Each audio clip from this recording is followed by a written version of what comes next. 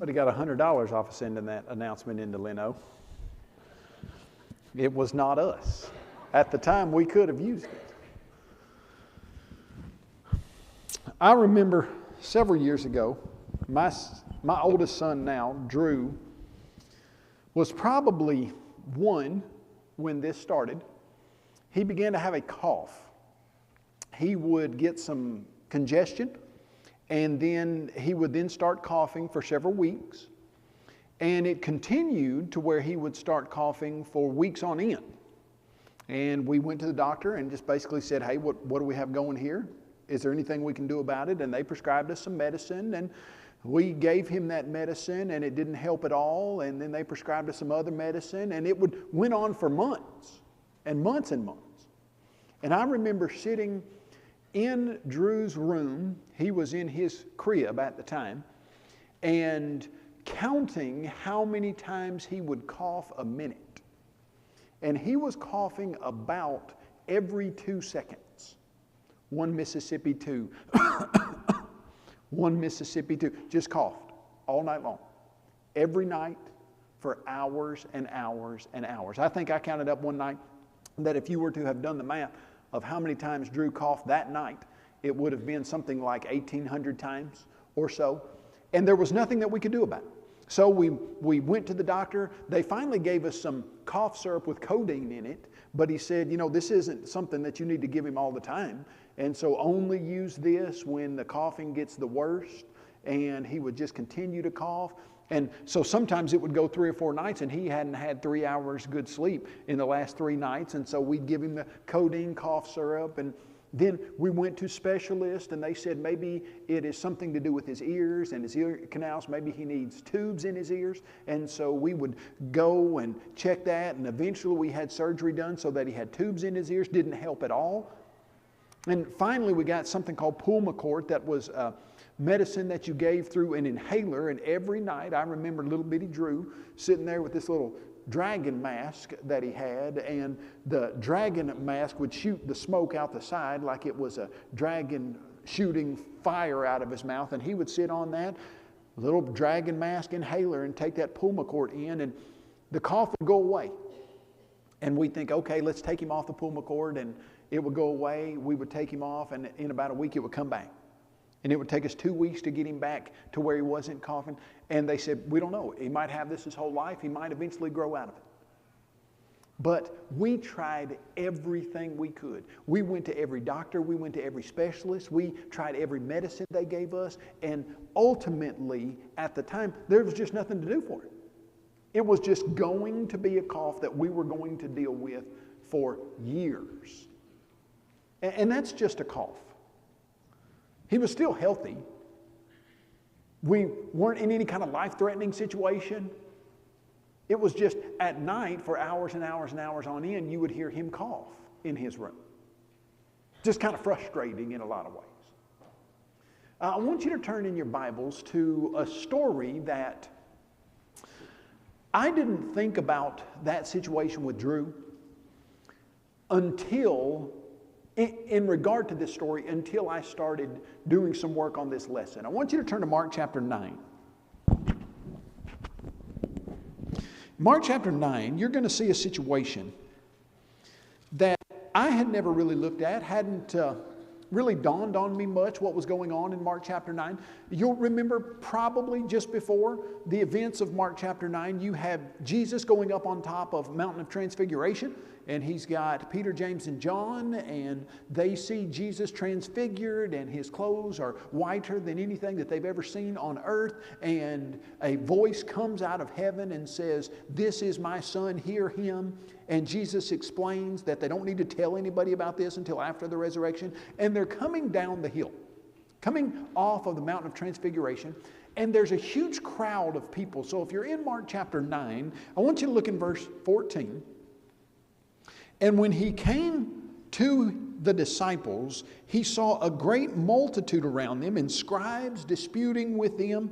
Immediately when they saw him, all the people were greatly amazed, and running to him greeted him. And he asked the scribes, "What are you discussing with him? What's all the fuss here? What's going on that has gotten everybody so excited? And why is this big multitude all gathered together? And you could tell, apparently, with Jesus' discussion that there was something going on. There's something unusual. Something was happening that was making everybody wonder something. And Jesus said, "What are you guys talking about?" And notice how the transaction goes. Then one from the multitude answered and said, "Teacher, I brought you my son who has a mute spirit." So all of this hubbub looks like it had to do with this one guy who brought his son who had a mute spirit. Now, in my mind, I had always thought that this son was a little kid. That in my mind, I always pictured him like at 9, 10, 11, 12 years old, maybe. As you're going to read, that's probably not the situation at all. Notice he doesn't say right here he's a child. He said he's his son, and you're going to find out something else about his childhood, but it looks like he's not 9, 10, 11, 12 years old. It looks like he's probably much older than that. And so this guy says to Jesus, "I brought you my son." And that's what's causing this big ruckus. That's what the big hubbub's about. That's what we're all talking about. That's what everybody wants to know about. Now, why in the world would the scribes have anything to say about this man bringing his son who has a demon? Well, let's keep playing the scenario out. "And wherever he seizes him, he throws him down, he foams at the mouth, gnashes his teeth, and becomes rigid. So I spoke to your disciples that they should cast him out, but they couldn't." Okay, so I showed up here, Jesus, because I heard, I'm paraphrasing a little, I had heard that you could take care of stuff like that. You weren't here. So I asked your disciples, can you cast out this demon that is causing these terrible things to happen to my son? And they couldn't.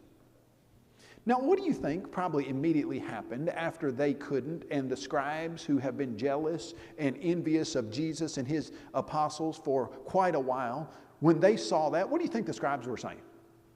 "Oh, well, y'all just not doing right. You don't know how to cast it.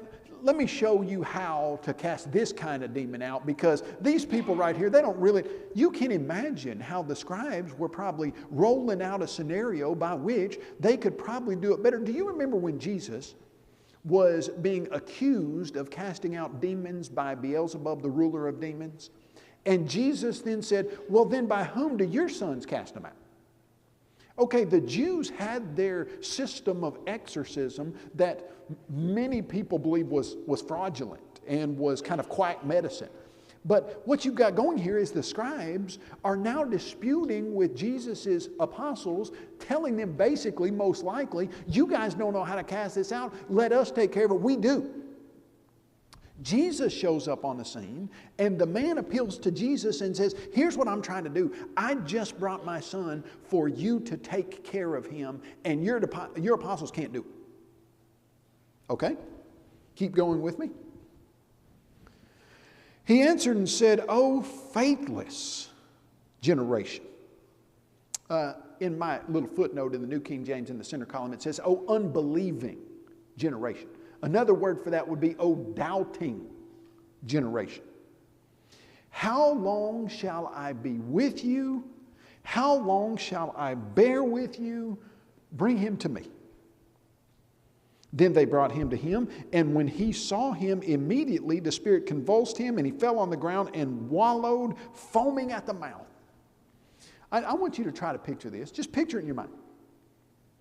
Imagine there is someone in this auditorium today, someone this evening, who, while I am speaking, goes into some type of fit, falling on the ground, rolling around, spittle and foam coming out of their mouth, and then going straight rigid, not moving anything.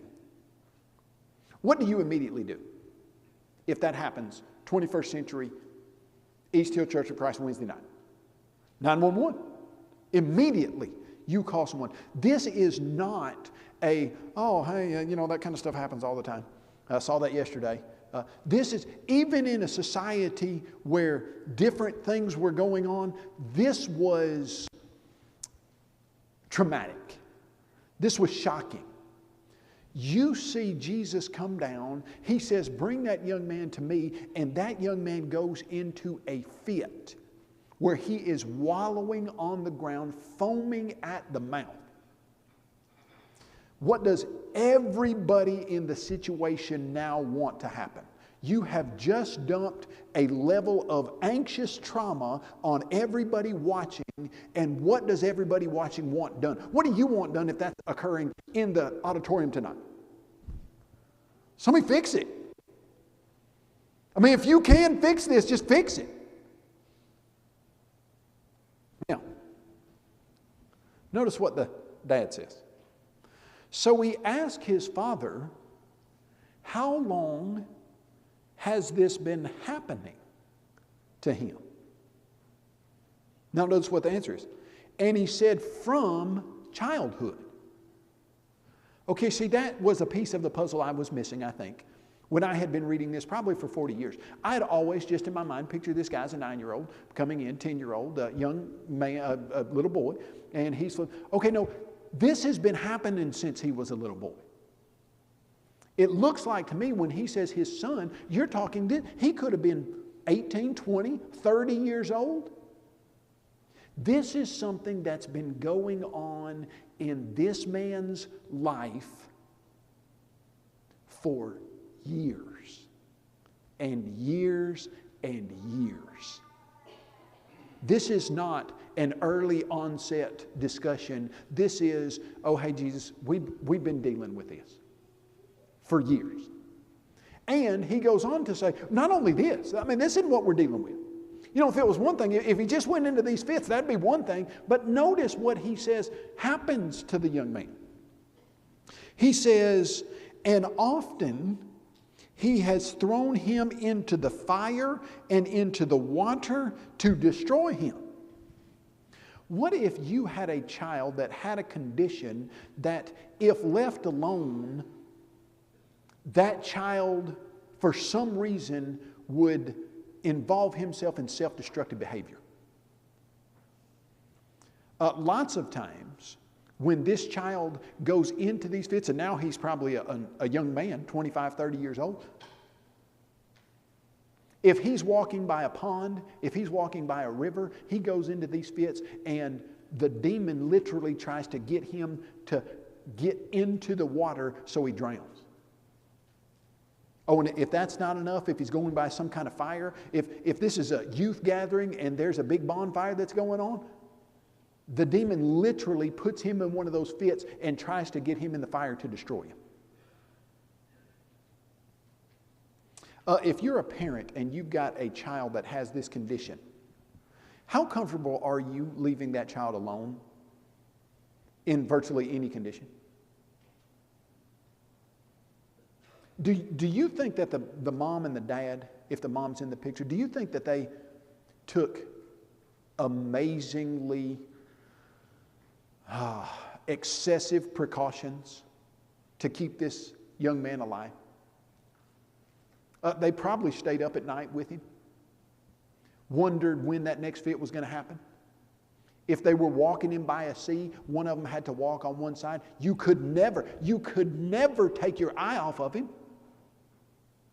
Imagine having a kid who you never know is going to go into a fit and you can't take your eye off of him. If he caused him to want to get thrown into the water and drown or into the fire and burn, no telling what other situations were going on. I mean, did he try to throw him into those fits to throw him under the wheels of a cart to get him trampled by a horse? Who knows? If you're a parent and your kids had this condition from childhood, what has been the thing in your life that has consumed the most of your thought process? Most likely. How can we get help for my son? If you knew somebody, you know, my son just had a cough, and if we heard of a specialist, if we heard of a new medicine, we found it. If you knew somebody who you thought could help you, do you believe you'd take that 20-mile walk, that 40-mile walk, that 5-day trip? Absolutely. How much effort do you believe this man has expended to try to get his son fixed? And then he hears about Jesus. Now, I don't know if you've been in a situation where you had a chronic something going on that was very, very at the forefront of your mind. And let me just, when it's a call for your kid, if I'm at work, it doesn't bother me that much because I'm at work and my son's at home with my wife. When I come home and that child goes to bed at 8:30, wherever you are in the house, unless you have noise-canceling headphones, and they weren't around when Drew was coughing, you hear him and it immediately becomes something you need to do something about every night. Every night. From 8:30 till 6 in the morning, cough every night, all night. At what point do you get to say, oh, I don't have to think about that now? There's not a point. There's not a point where you get to say it. Now, in my mind, I envision this man and his family doing everything in their power to the point of driving them, if necessary, to poverty to get this fixed. And he finally hears about Jesus. He shows up. Let me ask you this question. There's a funny little statement I always think is kind of funny. The first time, I think it's funny because the first time I heard it, I didn't get it. You know, if you've got something that's lost, it's always the last place you look. Well, I mean, that's true. But why is it always the last place you look? Because you found it. You're not looking anywhere else. Okay, if this man is coming to Jesus to get his son healed, what does that mean? Nothing else worked. Means he's been doing this for maybe decades and nothing else has worked. Now, here is the next statement that most of us are most familiar with, I believe, in this story. This is the one I always read. Here it is. And often he's thrown him into the fire and wanted in the water to destroy him. Now notice this next statement. But if you can do anything, have compassion on us and help us. Jesus, if you can do anything.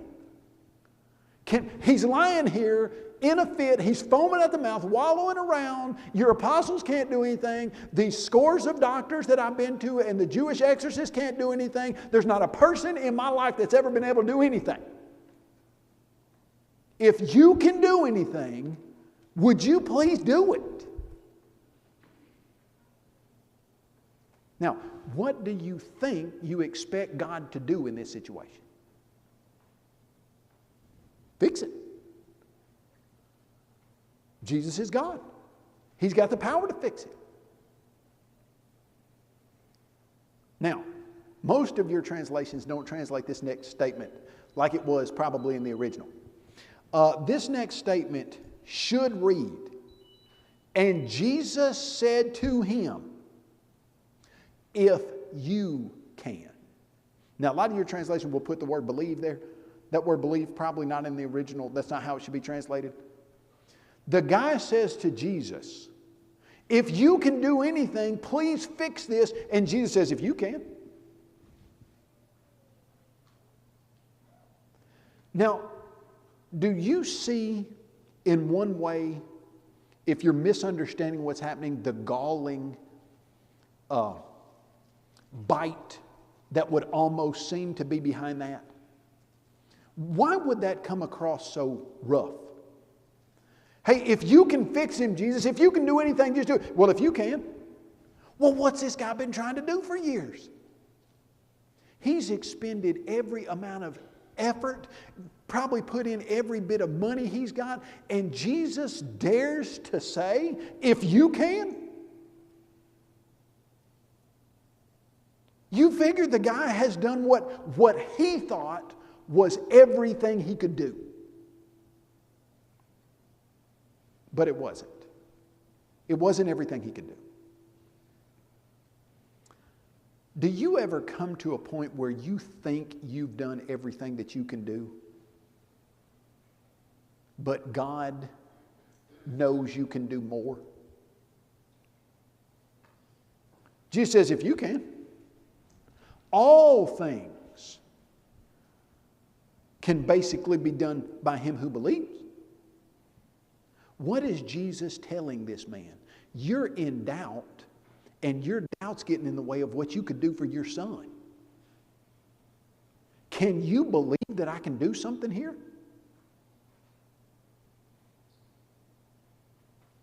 Now, it's at this point in the story that the man has to start asking himself a question.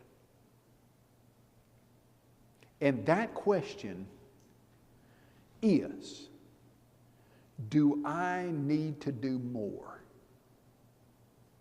Because I believe he thought he had done everything he could do for this young man. But Jesus was saying, no, you're missing something. And then I see this man recognize what is happening, and he breaks down. When you read the text, here's what it says. He cries out in tears, Lord, I believe, help my unbelief. Now,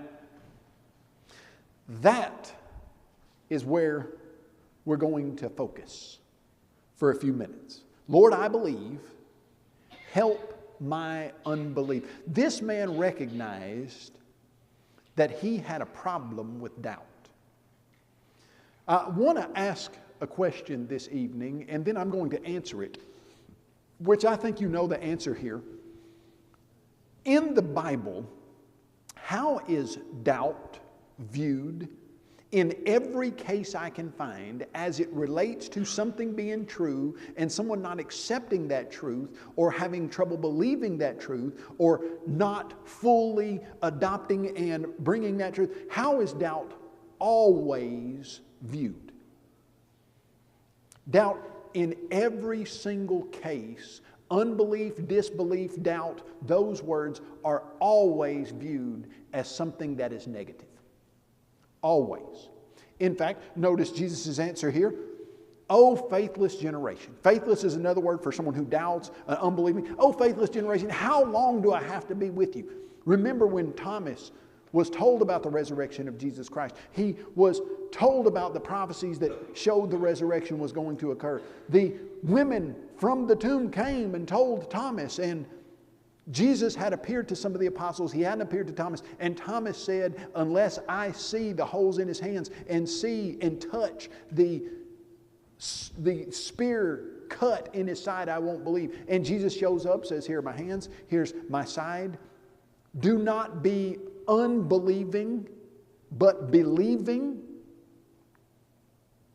Every single time you see the word disbelief, unbelief, and doubt, it's always a bad thing. Always. Now, our society doesn't view it like that. In fact, lots of times, I think to our shame, we almost encourage doubt. And we look at doubt like it's something, well, at least they're thinking through things. At least they are questioning. Okay, if there is a truth that God has supplied enough evidence for someone to come to the right conclusion about, and that person doesn't come to the conclusion about it, what does that mean about them? And see, that's where we need to stop right here. What does it mean about them? Because what we've done is said that doubt often means something about the way God is handling a situation. That if God would just give us more evidence, if God would just do something different, if there was just something different about the way God played the scene out, then we would believe it. But God's not doing the way it should be done, and so we're justified in our doubting it because God's not doing it how it should be done. That's the idea, I think, in our society. I see that a lot, especially with the people that I deal with. There will be questions that we will have. And we look at this guy and we think, why would you doubt Jesus? Of course Jesus can cast out a demon. Okay, but we've got some, I think. Why would God let a man cheat on his wife of 30 years with someone 20 years his junior, leave his wife, marry this younger girl, and live a life that looks like he is perfectly happy and content? Why would God let that happen? Why would God allow a 5-year-old little girl to be in her 3rd round of chemotherapy? And this round, after 2 years of treatment, is only a 10% chance that she's going to make it. Why would God let a mother of 3 at age 42 go to the doctor at what seems like a regular visit and come back with a diagnosis of a cancer that's in its late stages? God, what are you doing there? Why in the Old Testament did God send people into the land of Canaan to kill everybody? Why is there a hell that a person could live on this earth for 40, 50 years and live an evil, wicked life and go to hell and spend eternity there? Why is that the case? And we look at all those situations and we start to think, yeah, I wonder about that. And virtually every single one of those questions is ultimately designed to cast doubt on the righteousness, the justice, or the love of how God is behaving in a certain situation. And when you look at this scene with Jesus, and there is a young man on the ground, foaming on the mouth, wallowing around, and the man says to Jesus, if you can heal him, heal him. And Jesus could in 1 second, but he's not finished yet. And he looks at the man, he says, if you can. What's he telling him? I'm right here beside you, but there's something you're going to have to do. There's some heavy, emotional, spiritual lifting that you haven't done yet. And until I solve your problem, before I do, you've got to recognize where the real problem lies. And here's the real problem. Doubt is always wrong, and it's always the fault of any person but God. Now let that sink in. If there's a person who's doubting that God was righteous in the way He dealt with slavery in the Old and New Testaments, it's because that person doesn't understand God, and he or she doesn't understand true righteousness and justice. Now, we don't want to say that. In fact, we want to think, well, hold on just a second. No, I think I understand it. And the way I read it, that's not right. So there's got to be something going on with God. There's nothing ever going on with the righteousness, justice, and love of God, ever. If there's something about God or the Bible that, heaven forbid, literally, that you don't like,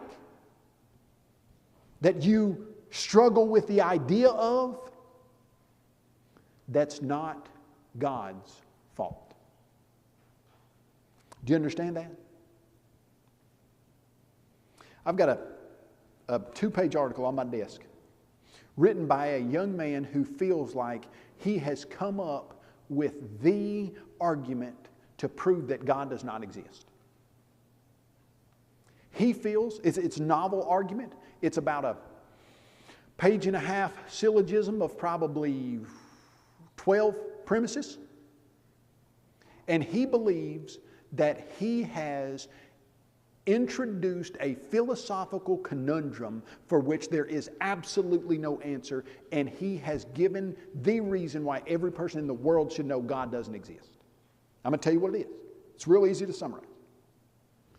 He says that if there is any, work with me, non-resistant unbelief, then that proves God doesn't exist.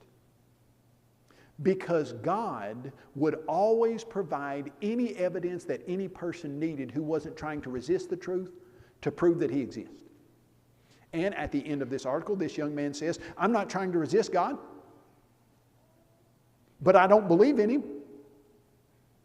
And so that must mean there's a problem with God. Okay, and not a problem with who? Jesus, you're not healing my son.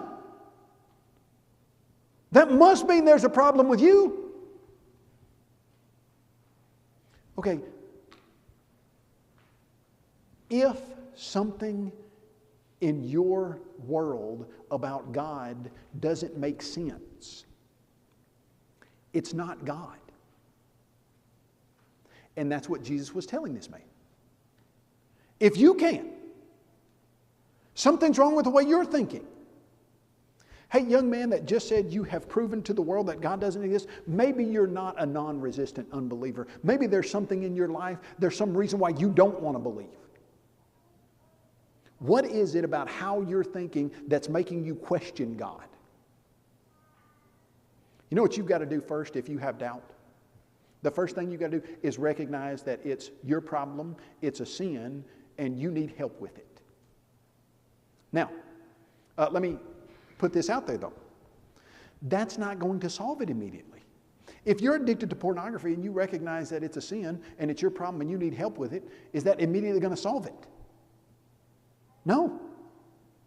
If you generally take the Lord's name in vain and have done for the last 20 years of your life, let's say there's a person who says, oh my God, on a regular basis and not thinking a thing about God. Or an older person who looks at that and thinks, yeah, that's a sin. But this older person says, good Lord, or Lordy, Lordy.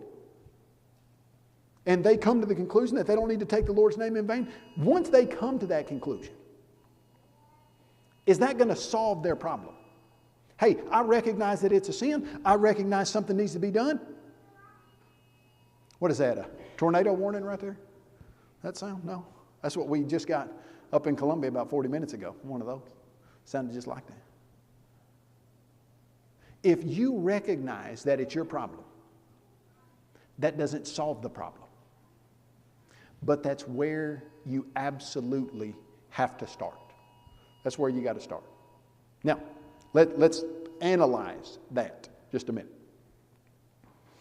The man cries out with tears, Lord, I believe, help my unbelief. Do you believe? Let me ask you this question. Do you believe I'll give you this scenario. There are lots of, I see this in a lot of ways. I see a person who will say, hey, I don't understand how homosexuality can be a sin. And the reason I don't understand how homosexuality can be a sin is because I feel like I was born this way. And I don't believe God would make something a sin if I was born a certain way. And so I think there's got to be a problem with the New Testament or how the Bible talks about God, because I just don't think this could be the case. I doubt either what the Bible says or I doubt God's love if He did this. Okay, now you take that scenario and you get a person to recognize that their doubt is a sin. And watch how this would work. God, I realize that what you say in the Bible about homosexuality means that what I've been doing is sinful. I don't understand what I'm going through or how you've arranged it. But I trust that you love me and have my best interest in mind. Would you please help me get out of this sin and get in line with what you know is best for me. Do you believe God would help a person in a situation like that? God, I don't know, I don't understand how you can let my 5-year-old daughter go through what she's going through. I don't understand it. It seems like if I was in your position, I would do it differently. But I know that you put your own son on the cross and watched him die, and that your thoughts are higher than my thoughts. I don't understand this, Lord, but would you please help me see what is happening in this situation that goes in accord with Romans chapter 8, verse 28, where all things work together for good? Do you believe God would show a person that? Do you believe God would help a person in that unbelief? Absolutely. The first aspect of doubt that you've got to realize is doubt's a sin and it's your fault. The second aspect of doubt that you've got to recognize is Jesus Christ is with you in it. And if you'll admit it and just say, God, please help me with it. You think the man was excited that he said that? That he came to the conclusion that there was a little more he should be doing, and that was taking the step to recognize I'm standing in front of the God who can do something about it. Keep it going. If you can believe, all things are possible to him who believes. Immediately the father of the child cried and said with tears, Lord, I believe, help my unbelief. When Jesus saw that the people came running together, he rebuked the unclean spirit, saying to him, you deaf and dumb spirit, I command you, come out of him and enter him no more. Okay, boom. Come out of him, enter him no more. Job's done. Okay, we got it. That's exciting. Keep reading. It looks like he's dead. You just killed my son. I thought you were going to fix him. He cast the demon out, and it looks like he is lying there dead. Then the spirit cried out, convulsed him greatly, came out of him, and became as one dead, so that they said, he's dead. Now what do you think the dad's thinking? I just begged Jesus Christ to help me. He said, there's more you need to do. I did my part, and it looks like he killed my son. Is there going to be further struggle through your doubt, hanging on to your understanding that God knows what he's doing? Yes.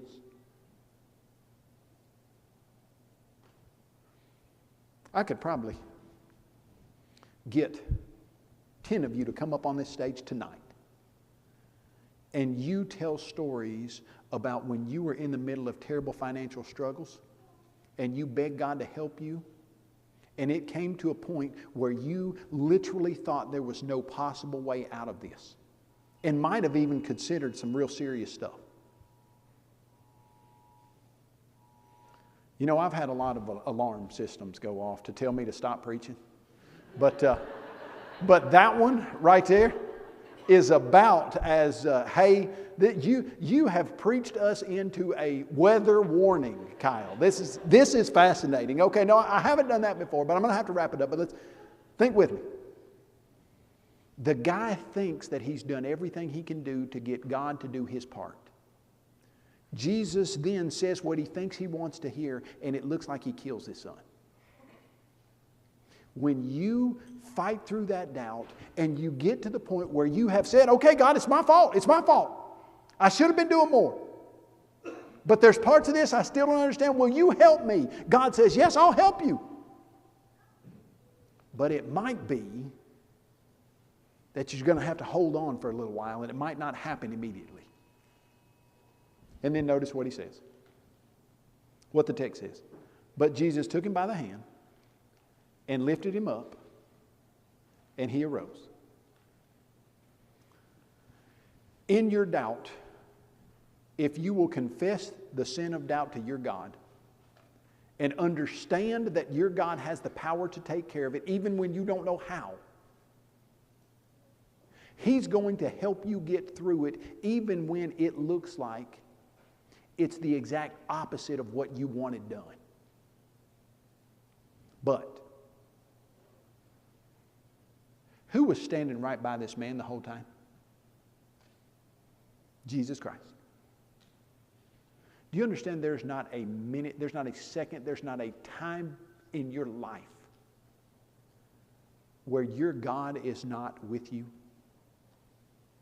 And you can be struggling with the hardest doubts.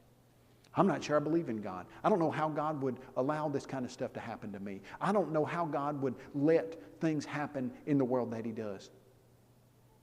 Here's what you can know. The God who sent His Son to die on a cross, who with a thought of His mind can put a world together that can last until He decides to change it. That God is right next to you. And you know what He's asking you tonight? If you can. I'm here, I can do my part. Can you? Can you admit that you need to go further and ask me for help?